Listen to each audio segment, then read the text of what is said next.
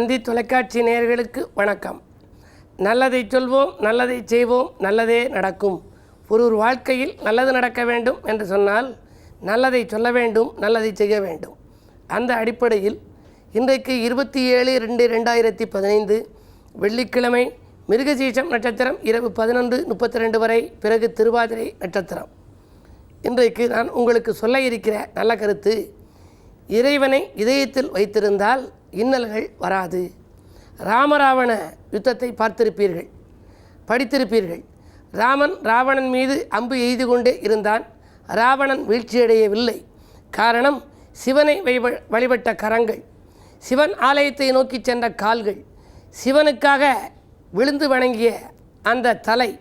எங்கு அம்பு வீசினாலும் அவன் கீழே விழவில்லை. கடைசியாக இதயத்தை பார்த்து வீசிய போது அந்த அம்பு பாய்ந்து இறந்தான். அதுக்கு என்ன காரணம் என்று சொன்னால், இதயத்திலே சிவனை வைக்காமல் சீதையை வைத்திருந்தான் என்று சொல்வார்கள்.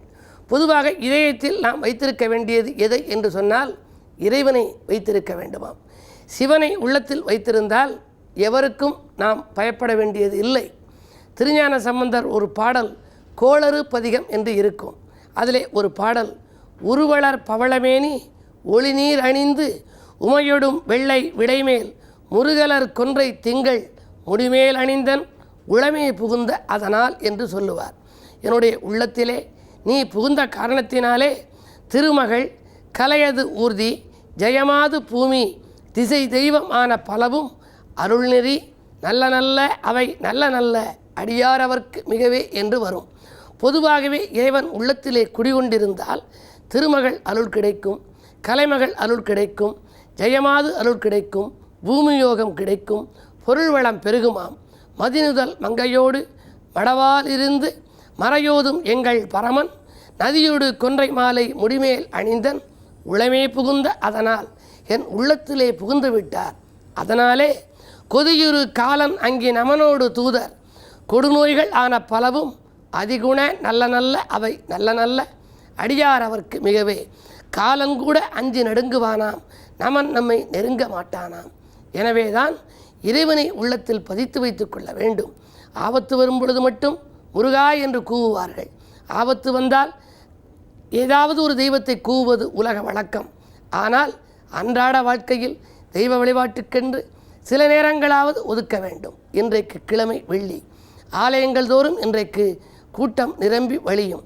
இன்றைக்கு அருகில் இருக்கும் ஆலயத்திற்கு சென்று அம்பிகையின் சன்னதியில் நின்று வழிபாடுகளை மேற்கொள்ளுங்கள். இன்பங்களையெல்லாம் வரவழைத்து கொள்ளலாம் என்று தெரிவித்து இனி இன்றைய ராசி பலன்களை இப்பொழுது உங்களுக்கு வழங்கப் போகின்றேன். மேசராசி நேயர்களே, விரக்திகள் விலகும் நாள். வியாபார நலன்கிறது எடுத்த முயற்சிகளில் உங்களுக்கு வெற்றி கிடைக்கும். ராசிநாதன் செவ்வாய் விரயஸ்தானத்தில் இருப்பதால் விரயங்கள் கொஞ்சம் கூடுதலாகவே இருக்கலாம். உடன்பிறப்புகளும் உங்கள் குணமறிந்து நடந்து கொள்வார்களா என்பது சந்தேகம்தான். சொத்து விற்பனையால் லாபம் உண்டு.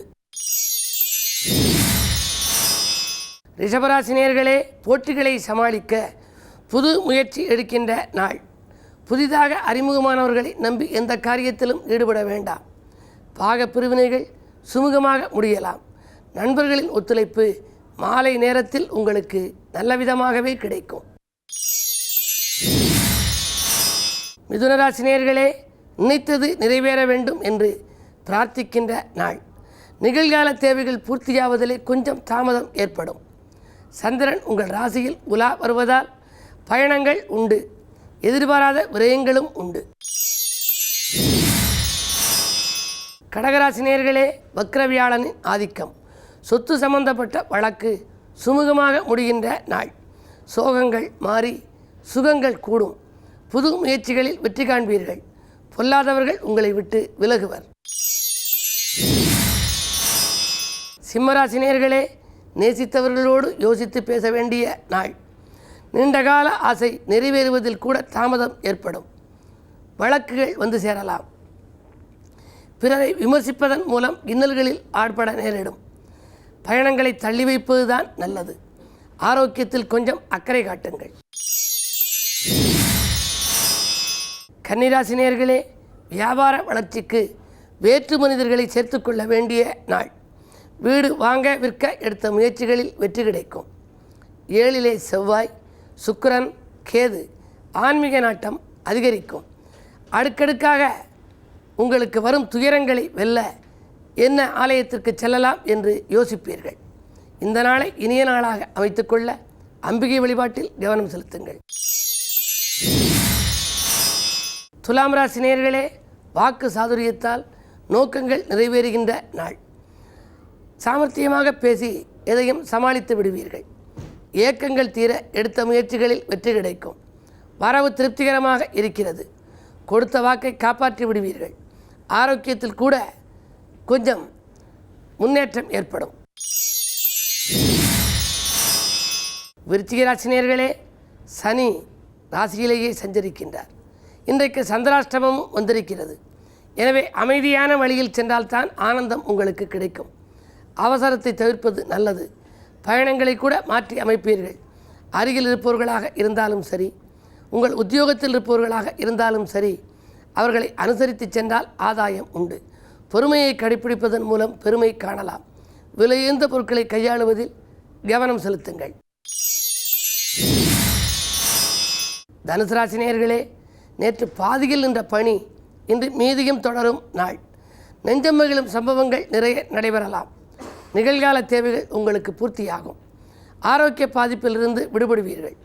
குழந்தைகளின் முன்னேற்றம் கருதி எடுத்த முயற்சிகளிலும் வெற்றி கிடைக்கும். மகர ராசி நேயர்களே, சந்தித்த நண்பர்களால் சந்தோஷம் கிடைக்கின்ற நாள். சிந்திக்காது செய்த காரியங்களில் கூட சிறப்புகளை காண்பீர்கள். சனியின் பார்வை உங்கள் ராசியில் பதிவதால் ஆரோக்கிய தொல்லைகள் உண்டு. நாட்பட்ட பஞ்சாயத்துக்கள் இன்று நல்ல முடிவுக்கு வரலாம். மாமன் வழியில் மனமகிழ்ச்சி தரும் தகவல் ஒன்று வந்து சேரும். கும்பராசி நேயர்களே, வீண் பழிகள் அகல விட்டு கொடுத்து செல்லுங்கள். வீடு மாற்ற சிந்தனைகள் மேலோங்கும். கொடுத்த வாக்கை காப்பாற்ற இயலவில்லையே என்ற கவலை இன்று அகலும். ஆரோக்கியத்தில் கொஞ்சம் அக்கறை காட்ட வேண்டிய சூழ்நிலை உருவாகும். உஷ்ணாதிக்க நோய்களுக்கு ஆளாக நேரிடலாம். குடும்பத்தில் மகிழ்ச்சி கூட. இன்றைக்கு வெள்ளிக்கிழமை என்பதால் சிவாலயத்திற்கு செல்லுங்கள். சிவன் வழிபாடு சிறப்புகளை வழங்கும். மீனராசி நேயர்களே, எதிர்பார்ப்புகள் நிறைவேற எல்லோரையும் அனுசரித்து செல்ல வேண்டிய நாள். லட்சியங்களுக்கு குறுக்கீடாக சிலர் நிற்பார்கள். என்ன இருந்தாலும் பொறுமையை கடைபிடிக்க வேண்டியது அவசியம். பணவரவு திருப்தி தரும் என்றாலும் கூட அதை காட்டிலும் செலவுகள் கூடுதலாக இருக்கும். கடன் சுமை கூடுகிறதே என்று கவலைப்படுவீர்கள். மாலை நேரத்தில் விஐபிக்களின் சந்திப்பு உண்டு. ஏதேனும் ஒரு புதிய தொழில் தொடங்கலாமா என்ற சிந்தனை மேலோங்கும். மேலும் விவரங்கள் அறிய தினத்தந்தி படியுங்கள்.